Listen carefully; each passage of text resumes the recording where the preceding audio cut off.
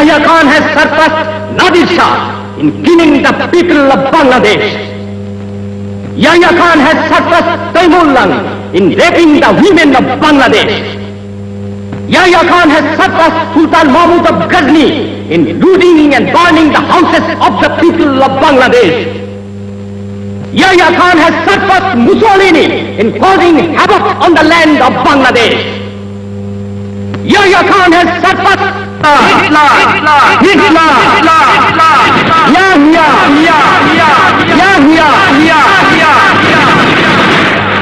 In another camp, we met an old man of 78 to give us an account of the Pakistani brutality in his village in Rajshahi. Over 20 people were killed by strafing by the Pakistani Air Force before the army arrived.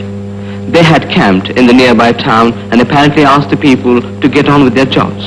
Then suddenly they invaded the villages, lined up all able-bodied men and shot them. Then followed the familiar orgy. They looted their money and valuables and raped their women, as if that was not enough. Before leaving, they set fire to their houses. Why? The old man kept asking. Stop. The Charter lays down as one of the purposes of the United Nations the achievement of international cooperation in promoting and encouraging respect for human rights and for fundamental freedom for all, without distinction as to race, sex, language or religion. Stop. Dateline Washington, 22nd July. Stop. The Calley case. President Nixon defended his intervention on behalf of William Calley after the lieutenant's murder conviction in the My Lai massacre in Vietnam. Stop. Lieutenant Calley was convicted earlier for massacring innocent and unarmed men, women and children of a whole village. Stop. 100 My Lais took place in Bangladesh. Binod Bihari is a witness to one. The sadistic killers arrived in his Faridpur village and without warning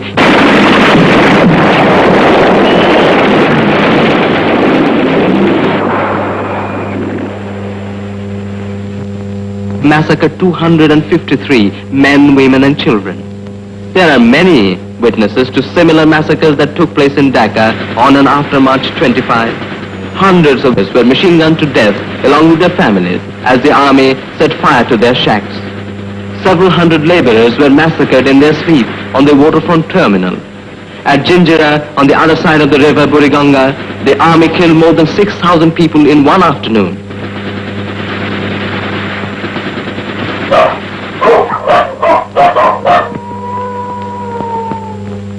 Which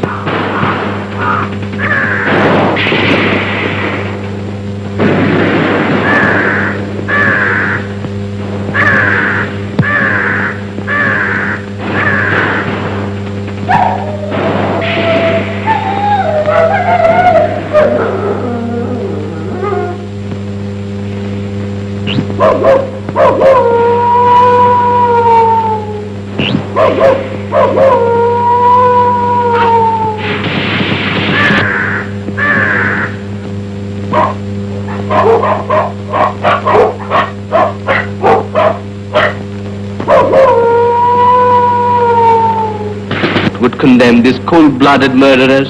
Stop. In the Kingdom of Bengal, we had the misfortune of witnessing a cruel twist of history. Some glorious pages in the history of our people began here centuries ago. From palaces like this one, our ancestors had ruled the rich land of Bengal. Today, their descendants have returned in tattered rags, penniless, homeless and hungry, threatened with extermination by some barbarous hordes right from the pages of medieval history.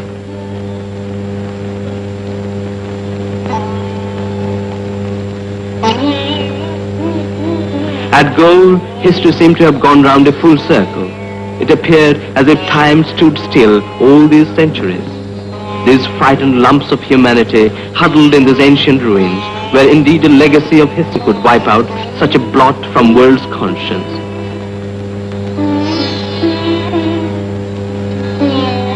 Yet this unbelievable tragedy is taking place at a time when we had almost convinced ourselves of the greatness of modern civilization. Man has set his foot on the moon, and we were all ready to believe that human civilization was on the threshold of a new era where man's exploitation by man could be found only in history books. we were rudely roused from our dreams by the sadistic fascists from West Pakistan. Unbelievable though it may seem, it all happened under the very nose of the self-appointed defenders of human rights. Top. Monsoon was back and it began to rain incessantly. But compared to Pakistani brutality, weather's fury meant little to the refugees. They kept moving on and on. The endless human stream roused so many questions in my mind. What really was their fault? How deep was their participation in politics to deserve such terrible victimization? Did any nation or race ever had to pay such a price for exercising their right to vote for someone they liked?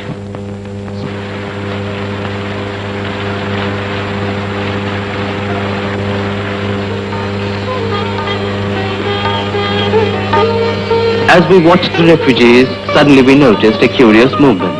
We moved nearer and she turned out to be an old woman aged anything between 80 and 100. She could see very little, but she had acquired a sense of direction and distance with the use of her bamboo stick.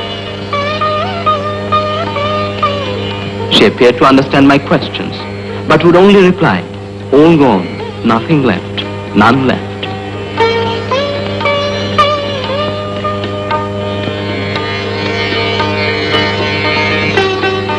It was amazing that with so little power in her eyes, she dared to take on the hazardous journey. Crawling like that, she had covered nearly 100 miles. Will she survive the fatigue? I asked myself. What really have these Pakistani marauders done to make such an old woman want to flee? Stop. The observance of fundamental human rights has, insofar as it is the subject matter of legal obligation, ceased to be one of exclusive domestic jurisdiction of states and has become a matter of legitimate concern for the United Nations and its members.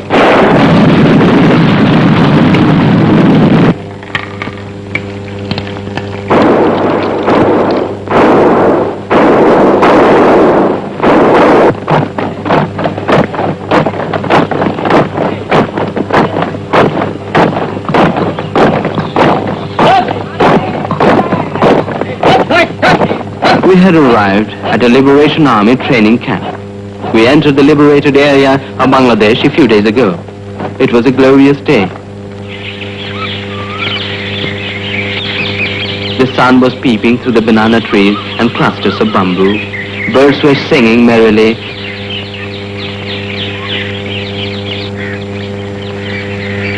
The charm of this typically Bengali setting made me forget for a while the grim, bloody battle that was raging all around. Suddenly, we had our first view of the freedom fighters. A band of armed guerrillas were perhaps returning from an operation. In a way, the sight fitted perfectly with the idyllic surroundings. They soon vanished in the woods and we proceeded toward our destination. After a few miles walk, we crossed a river. About an hour later, as we turned round a huge banyan tree, we were challenged by a group of guerrillas. On being satisfied with our identity, they welcomed us and offered to lead us to the Liberation Army camp about 30 miles inside. They were all wearing lungi and vests, the dress of ordinary villagers. All carried rifles. After about 3 hours' walk, a cluster of white tents suddenly rose before our eyes in an open space.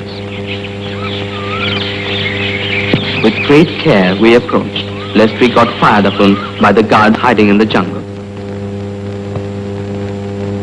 The camp commandant was an officer of the defiant Bengal regiment and also a daredevil guerrilla fighter himself. Well, we didn't want this war. This war was forced upon us.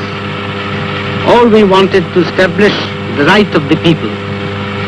But Yahya Khan and his forces, they started treating our people like cats and dogs. Say that we're ill-equipped. We are not. We've got the moral strength. We have to fight. We will fight. And the victory is certainly assured. Our men are not trained, but with the desire to fight, they were learning very fast. The camp was bustling with activity. We were convinced that the Pakistani mercenaries were a pitiful match for these young lions, dedicated to liberate their motherland, whatever the cost.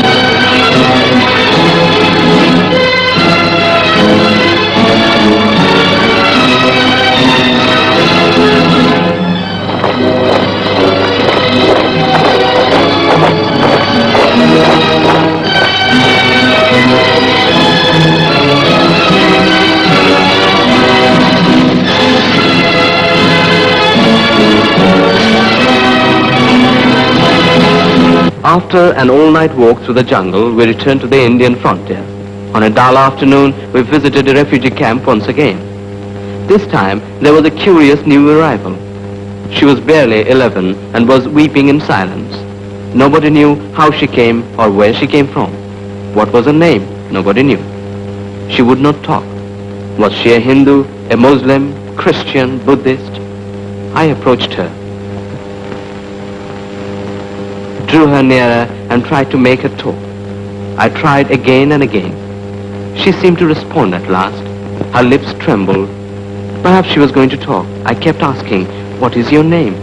Her lips parted a little. I asked her again, "What is your name? Where are you from? Where are you from? What is your name?" No, she could not talk. It didn't really matter. She is one of the 1 million, 10 million, 75 million men, women and children, every one of whom has a tale of horror to tell. Each face would represent a profile of human suffering engraved on the face of time. History has seen it all, again and again, in Paris and Spain, in Auschwitz and Buchenwald, in Algeria and Palestine, in South Africa, Congo and Haiti, in Vietnam. Neither is there heroic resistance and isolated happening. It is indeed an integral part of a relentless struggle being waged by working men and women for the democratic right to choose their own destiny. In the interest of this international solidarity, freedom-loving peoples of the world must fight alongside the people of Bangladesh and do everything in their power to bring to an end this grisly campaign of genocide. Stop genocide. Stop.